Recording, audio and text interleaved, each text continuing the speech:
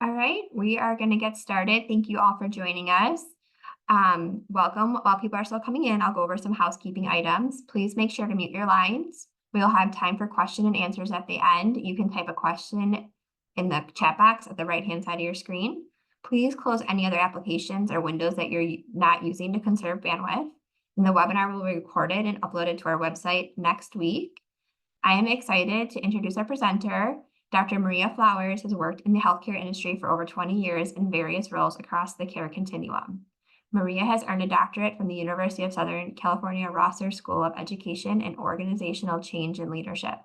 Her area of expertise is creating frameworks to help guide healthcare organizations to improve processes that promote safe and equitable care. She has presented to national and international audiences on the impact of racism on patient safety, social determinants of health, and the disparate health outcomes. Maria is the founding and principal consultant of the Maria D. Flowers and Associates, a healthcare consulting firm. Maria is also the executive director of Safer Healthcare for All, a nonprofit patient advocacy organization promoting safe and equitable care delivery for underserved patient populations. And with that, I will kick it over to her.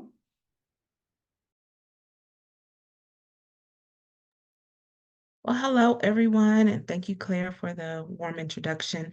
Thank you all for taking time out of your day to join. We're just going to jump right on into it. I don't know if any of you all were able to catch the presentation earlier this year, but this will expand on it just a little bit because we have a little more time, and we'll reserve our questions for the end. You can go on ahead if you have questions, put them in the chat, but I'll address them all at the end. So, real quick, my disclosures, I don't really have any. I do own a consulting firm and I do some development work with some agencies on AI. But other than that, I don't have any disclosures to report. Okay, so what are we going to do here today? So we're going to talk about how you can engage, educate, and empower patients to advocate for themselves in the healthcare setting. So this is for healthcare organizations and also for healthcare workers on how you can do your individual and collective work. So we'll talk about your role as a professional in the patient self-advocacy process. And then we'll talk about some current practices and opportunities that are helping to elevate the voices of patients, and then try to define ways or look for ways that your specific organization can execute these community engagement opportunities and strengthen trust, which is very important in this work. So before we get into it, I don't like to assume that everybody knows what we're talking about when I say social determinants of health. So social determinants of health, social drivers of health, just different ways of talking about that. But these are the things that impact people's health. So where you live, where you work, where you play, and where you age, it impacts and influences our general well-being. And the Kaiser Family Foundation put this graphic out in 2020 and put this filter specifically to show that racism and discrimination can impact negatively these social determinants and drivers of health, which ultimately show the outcomes that you can see here. So your mortality, your morbidity, your life expectancy. And so it's important to have this kind of as a baseline, it's a foundation to understand how social drivers of health impact outcomes.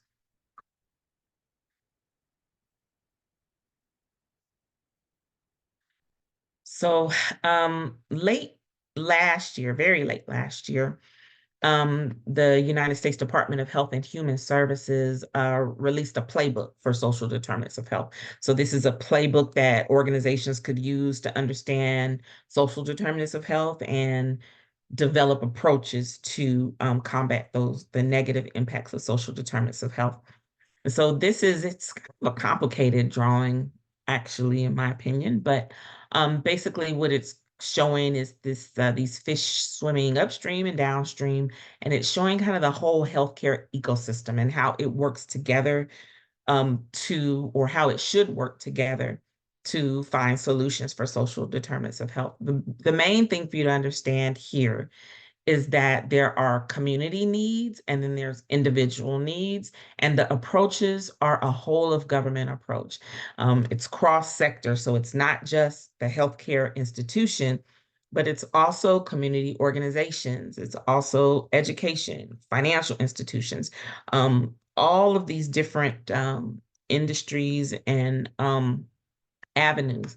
This whole approach is going to be needed. So when you think of, especially when thinking of racism and discrimination, that was a whole of government approach. So to undo um, some of the impact that we've seen from racism and discrimination, especially as it relates to healthcare, it's going to take a whole of government approach as well to combat that. So I want to dive a little bit deeper into individual needs versus community needs. So when we talk about social determinants of health, we're usually talking about more of a society or a community level. But you also have individual needs, and those are sometimes referred to as health-related social needs. So I want to dive into that just a little bit deeper to get you all to understand what those are and how those approaches could be. So I have a blow up of that graphic, so hopefully you all can see this a little bit better. So on the community side, you may see a specific community. And let me back up just a little bit to provide this context. You know, your zip code of where you live or where you were born, where you work, is the one single driver of your health. So that is a one consistent factor that you can use to determine your life expectancy and the type of health outcomes you'll have. And so when we're talking about community and we're talking about social drivers of health, you can see on a community level, your zip code level, your neighborhood level, you may see these type of things. So you may see some economic instability may be seen as a high unemployment rate. And that could be because certain industry closed down. You may see a low walkability score. You won't see a lot of parks in that area. Maybe low ranking school districts, food deserts, not a lot of grocery stores, high drug use, high crime, high police activity, and even lack of access to healthcare. Um, Facilities. So a maternal care desert, or even a hospital care desert, or a pharmacy care desert. And so what does that look like on the individual side? So how would I, as a person that lives in this area, how would it present in my life? It may present in my life as an inability to afford my basic necessities like groceries, or you may see my family suffering from generational poverty because of the lack of economic stability in the area that we live in and have aged in. Same thing with the physical environment. Because of this low walkability score and the lack of green spaces, we may see um, more propensity to obesity or respiratory conditions like asthma. Um, Same thing with the education, chronic absenteeism, low literacy rates. Frequently eating fast food may present as hyperlipidemia, obesity, diabetes. So just want to present this graphic just to give you an understanding of the connection of how you will see something on an individual level, and it can connect directly to what's happening in that community. That also connects to those social determinants or social drivers of health. So I'm going to go back to the presentation real quick. All right. And please, if you have any questions, just drop them in the chat. And then when I get to the end, we'll go through all of them. Okay, so first thing that we want to do, now that we've set our foundation and we've talked about all those things, we understand what a social determinant of health is, we understand a health-related social need, and we understand how it connects on a community and an individual level. So now we need to understand our role as a healthcare worker, provider, or advocate in that healthcare ecosystem. When we're talking about policy or even just healthcare delivery, on how we can engage the patient. So first of all, in order to educate anyone on any subject matter, they must be engaged. And patient engagement is very, very important part of the healthcare continuum. The first step of this is to build trust. There's a lot of mistrust within minoritized and other underserved communities because of historical things that have happened due to discrimination and racism of the past of our nation, unfortunately, that have caused a lot of mistrust in this area. And so the number one thing that we need to do is gain trust. You know, as being patient care providers, you can sometimes you see people every day, and for that physician, that nurse's aide, that community healthcare worker, it can seem very transactional because it becomes rote. You're seeing the same people every day. You're getting desensitized to what's going on, but we have to find a way to change that and insert the care back into healthcare. So this moves from an individual um, responsibility to a team responsibility, up to an interdepartmental, and even the ecosystem. So we looked at that ecosystem. It talks about the whole of government approach. So you have to step outside of yourself when you're caring for a patient, whether your role is community healthcare worker, whether your role is doing research, whether your role is actual direct patient care, and look at this whole ecosystem and understand all of the facets that are working together that are needed to engage this patient on a deeper level as part of that healthcare delivery process. So in communicating with the patient, because communication is the number one key to engagement, we have to remember cultural competency, cultural respect, cultural humility in speaking with patients of different backgrounds. This takes a lot of work. This is hard work. It's hard work and it's hard work. But it takes a lot of work of stepping outside of yourself and thinking, what does my patient, what does this person need right now at this moment? And how can I best communicate to them in a way that they understand and in a way that they need? So that competency, respect, and humility is going to be very necessary, very important as we move from a transactional to a relational interaction with patient.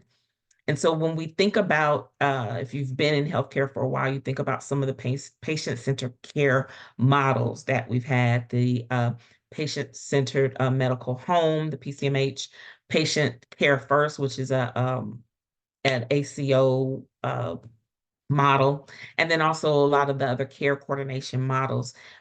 We use teams to include the community. So those teams that we have in-house within, when I say in-house, I mean within a healthcare delivery organization, we need to extend those teams that are providing this care to those uh, community organizations that can kind of give tentacles to reach those patients so we can show that we really do care for the patient and we're really trying to provide the care that they need. So this continues to be opportunity to engage the patient within their own care process. And we're going to address that later, because in order to have a patient-centered care model in all of these forms, you need to be able to communicate to the patient, and you need to be able to engage them so that you can get them to communicate to you what they need so that you can help them meet those needs.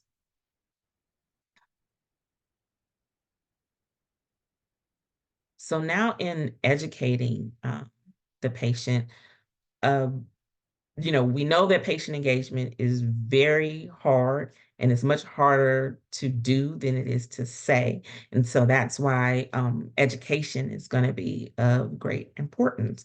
So the patient must know what's going on, and they must have a full understanding of what the processes are in order to be engaged. And so it's well within the practice, a scope of practice of patient care workers like nurses, allied health professionals, physicians, even paraprofessionals like your LPN or your medical assistants to educate and perform patient education when providing care. So of course you stay within your scope of practice, but you shouldn't shy away from explaining things. So this can come from things of, if you're calling a patient back to explain to them what their, medical results are. And, in healthcare, we use a lot of those acronyms and, oh, your BP is a this or that. Let's break it down. Don't kind of make it like you're talking to a kindergartner, but in a sense, you do need to make it that way. You don't want to, and I'm losing my words right now, but you don't want to make it seem like you're talking down to a patient or a person that you're working with, but you do want to make sure that they are comprehending what you're speaking to them. So that patient comprehension um, is very important part of the communication and the education process. So I know a lot of people in healthcare, especially, as you're going through, because things are so transactional, we have a small amount of time that you can be with the patient. You have a small amount of resources, you have tons of patients, a lot of work you have to do. So you may be thinking, okay, how can I do this is my responsibility. This is not easy. This is going to be challenging. And yes, to all of those things. However, in order to move the needle on this, we may need to take a step back and figure out ways to um, operationalize this within our everyday practicing with patients. So especially when we're dealing with underserved populations. So self-efficacy is huge. And so this is when a patient or person actually believes in themselves. Um, your tone and how you speak to someone in an encounter, whether it's a community organization, a social work encounter, a patient care encounter, but it is huge in how you are dealing with that patient to help them develop their own self-efficacy. You don't want to make them feel, less than. You don't want to make them feel unworthy. You don't want to make them feel as though they lack the intelligence. You want to talk to them, give them back to, we were talking about the humility and the respect. You want to give them the respect. So that builds up a sense of worth and self-efficacy within that individual so that they feel better engaged and better able to receive what you are giving to them. Um, and again, in patient education materials that you have, whether it is, a pamphlet or resources, or even if you're speaking to someone, you do want to try to use simpler terms. If you're talking to someone, you can ask them, just ask them, are you familiar with medical terms, or do you understand when I say, you know, um, whatever the term may be, are you understanding that?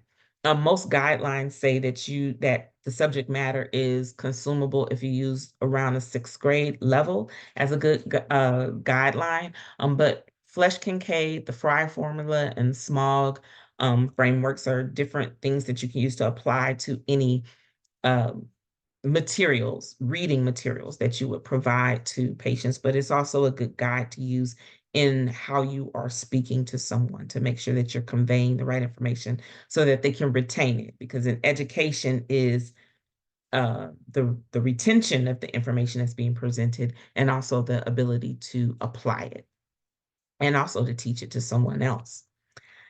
Um, Make sure. Oh, and the last thing, we talked about the cultural humility, but one thing I want to insert in here is please be aware of your own implicit biases that you may have when you're educating the patient and communicating the patient, because again, that can hinder them from being able to receive, which would impede their own self-efficacy. So it blocks the ability to trust and it blocks the ability to have communication. So you really want to make sure that they are that you're at least aware of your own implicit biases so you can try your best to put them aside and have that cultural humility when you're educating the patient, because their voice and understanding what you're trying to convey to them is super important to their healthcare and their healing process.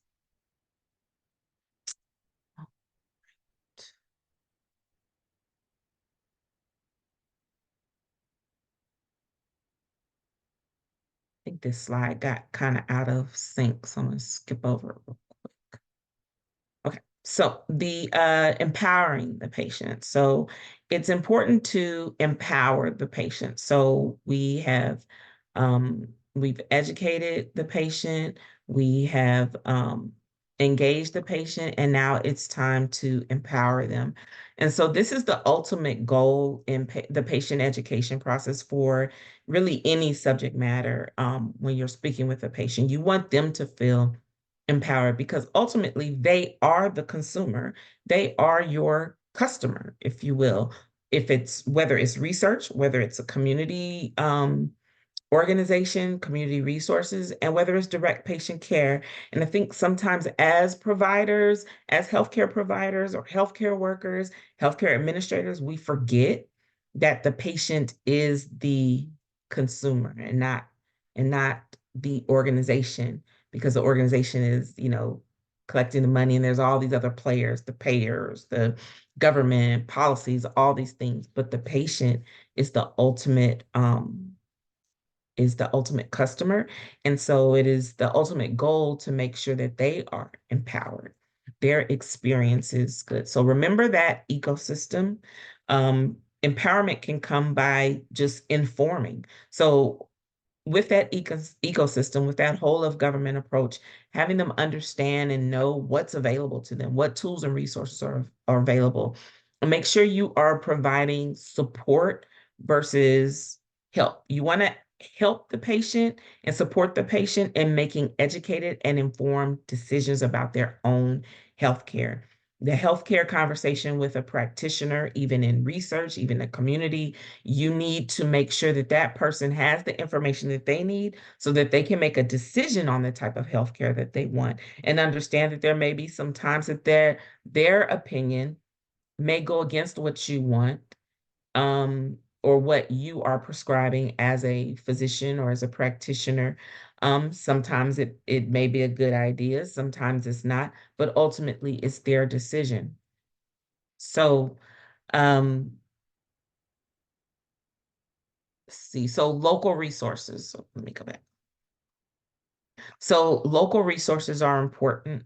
You as a healthcare organization, as research, as community organizations need to understand all of the resources that are available within that community, whether it's through wraparound services or through public health, whatever it may be, because one encounter that they're having somewhere else could be impacting their health. So whether it's stress that's elevating someone's, autoimmune condition or whatever it is, that you need to understand what other resources are going to be available. And that goes back to that whole of government approach. So you want to know what's available to them, and you want to make sure that they understand what those things are so that they can be empowered to put them into practice. Right now, because of technology, that is a huge empowerment tool. So for those patients that are uh, technologically inclined and have access to technology, they're able to have more of their own data. They're able to have more access to resources so they can make more informed and more educated decisions because they have more data available to them to understand, okay, now I know these things. I know these resources. I have this information about my health. I know what's available. Okay, because of this, I want to make this decision. That's where you want to get a patient in the healthcare delivery process. Telehealth is important. Directing someone to a telehealth appointment is helpful for people that may, we can't assume that they have access, but if they are able to, it can be a huge help for someone that can't get off of work to go to a doctor's appointment, for someone that doesn't have the travel or transportation to go to a doctor's appointment, doesn't have the childcare, may not want to bring their children in, and they're able to have more flexibility to have the access to the healthcare. And also the patient portals having that information in their hands, their lab work, their medications. I was just working with someone yesterday, and a certain healthcare system has all the medications listed and has pictures of them so that patient can see what the medication is supposed to look like. It gives descriptions, side effects. That is huge information to empower a patient to decide if a medication that they've been prescribed is good for them, or maybe they may feel it's not the best fit for them. And then they can use that to have a better conversation with their healthcare provider to make a decision on their own. Um, there's AI-enabled solutions for patients and also for organizations to have better access to data so they can better help their patients. There's apps. These two apps I usually like to promote. I don't have any connection with them, but Earth, IRTH app is a maternal care locator app. So it's like Yelp, but for people of color friendly maternal care provider. So in certain cities, certain areas, if I've gone to a maternal care provider that I feel has provided better care for me, that is more suited to me culturally or otherwise, I can put a review in there. So if I'm moving to a different area, or if I'm in an area and I need to understand where's the best place for me to go as a woman of color, especially because of the maternal mortality rates, I can go to this app, I can find it, and I can go there. Care 3 is a good tool for care coordination and communication between a care team. So this is really good for people and patients with special needs, and or if you're dealing with a home health situation. So whether we have children that have more advanced special needs where they, have medication, they have different care teams, whether it's behavioral care or even their education care, you can bring them all into this real-time communication app and use it as a handoff. Um, Obviously, AI is really rapidly advancing our technology, which just provides greater opportunity for patient empowerment, but understanding what tools are available to the patients and directing them to them so that they can understand how they can be of help to them is huge in empowering the patient. We want to move medicine from where it's just here, take this Tylenol and call me tomorrow or whatever it is. We want to move it to where it's more engaging, more empowering for that person to be able to say, okay, well, when you gave me this, I understand you gave me this Tylenol, but I don't want to take it because when I take it, it makes me feel like this. So to do all of that, you have to build trust. You have to make sure they understand what else is available to them so that you can have those communications. And by doing that, you're able to kind of go over those social drivers of health. You're able to break down those walls and those barriers so that these, especially our most vulnerable, our most marginalized, or most underserved patients are able to have access to the care that they need that's best for them. So I want to do a quick case study. I'm looking at the time and I want to leave time for questions. But one quick case study that talks about social determinants of health and engaging patients is from the University of Penn Health System, which is a big health system. And they, during COVID, everyone had to get very innovative during COVID, and so did University of Penn Health System. And they developed a social needs response team. So when they were looking at COVID and the need for, understanding who has COVID and how it's presenting, how it is impacting their homes, they developed this social needs response team. So this team was made up of their contract tracers, other community testing sites, and a triage team, and they got on the phones. And it was all virtual. They got on the phones and they talked with patients. So there were students involved, there were social workers involved, and they reached out to patients that either had a positive COVID test or came through testing, or someone in their family had positive COVID testing, and they wanted to see how they could help stop the spread. And this team was able to serve over 1,400 patients, and I can't remember the time frame within which they did that, but they were able to directly address social needs issues. So they were able to triage and speak with these patients, understand what they were going through, and then refer them to different wraparound services for social needs, whether it was other social support, and then if they needed to be referred back to primary care for some other health related issue, they were able to do that. And from this study, which I have the link to the actual paper um, in the resources here. So I encourage you to read through it because it's a really good study, case study for engaging patients for social determinants of health and for driving better healthcare outcomes. So what they were able to do, and this isn't really findings, but this is just more of their outcomes. So 43% of the patients that they contacted, they spent 30 minutes to 2 hours of time. That was kind of the range of time that they were spending on the phone with these patients to talk about and help address their social needs. Now, I know anyone that's in patient care may be looking at that like, whoa, that's a lot of time. Um, However, we do know that communication is one of the key drivers of driving better health outcomes, especially communication with that primary care physician. But in a regular office visit, what I think is somewhere between 15 to 19 minutes is what you're allotted for that. You can't do this. It's not feasible. You can't do this. But that team that was set up directly to address these needs was able to do that. They had the time, they had the resources to do that. And because of that, they were 45% of these patients were able to be referred to and benefit from additional services. So I know some people may be thinking, well, how do we afford that? How do we do that? Well, because there are social risk assessment CPT codes. I think there's Z codes that you can use to bill for these with certain payers.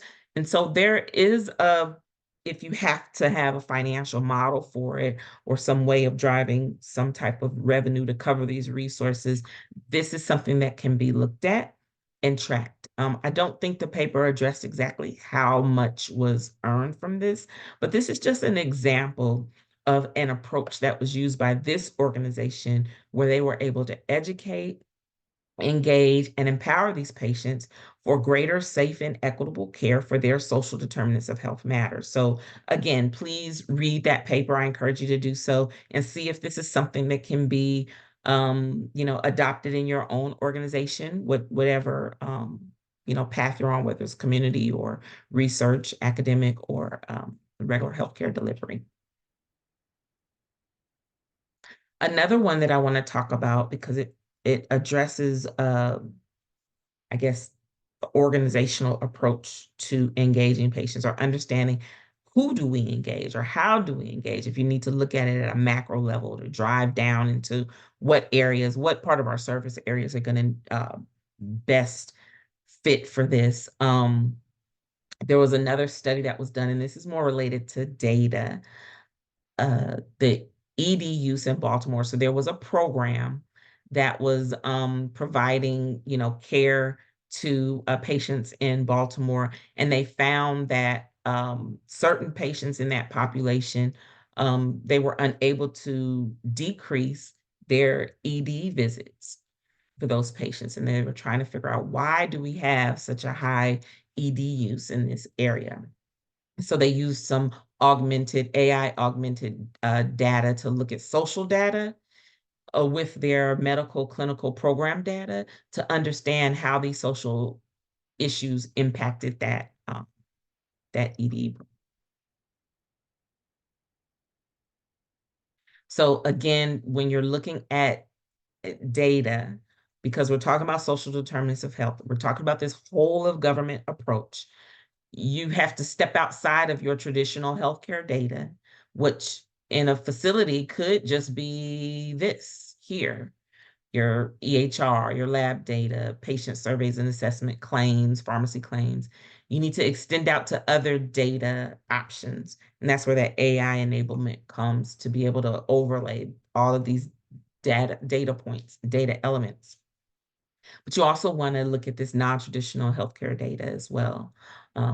What's the school educational department data, social media use, all this other stuff, things that you can think about was when you're thinking about social determinants of health and you have all those different areas, all of this comes into play. Environmental, transportation, which will impact access, criminal justice system, crime, that's your also environment, your neighborhood. So all these things. And this is here just to kind of trigger some thought in your mind of how something like this could be applied to a healthcare delivery organization.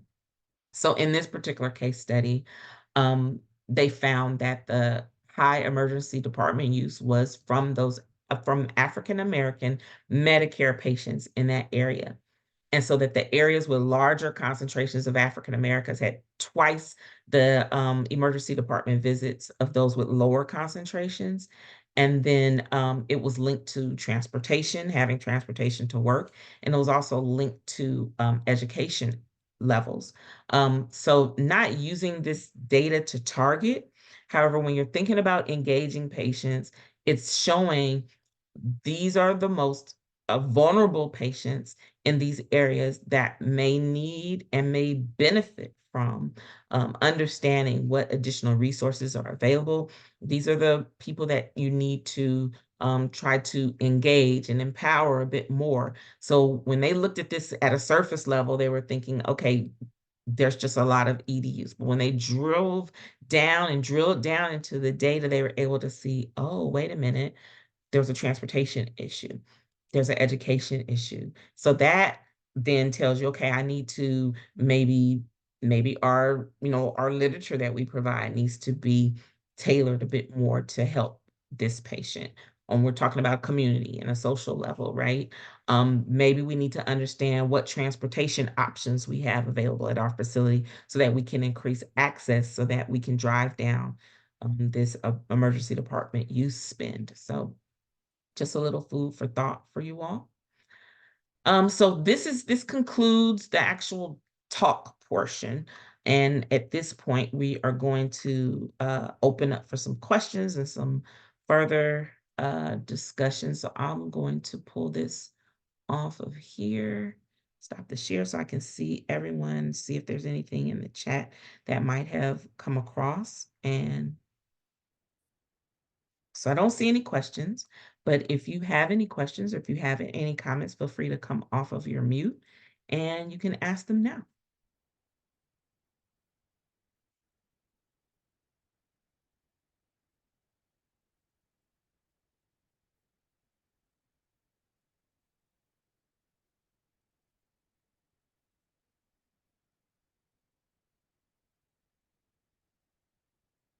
I don't see any questions. I don't hear anyone moving.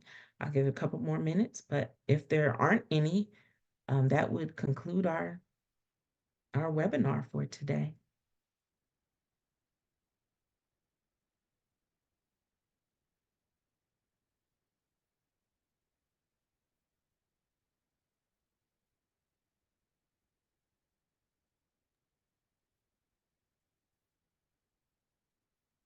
And thank you, Ashti, for that. Thank you for attending and taking time out of your day to hear about this. And if you want to talk more, feel free to reach out to me on LinkedIn, or you can email me directly at info@mariadflowers.com.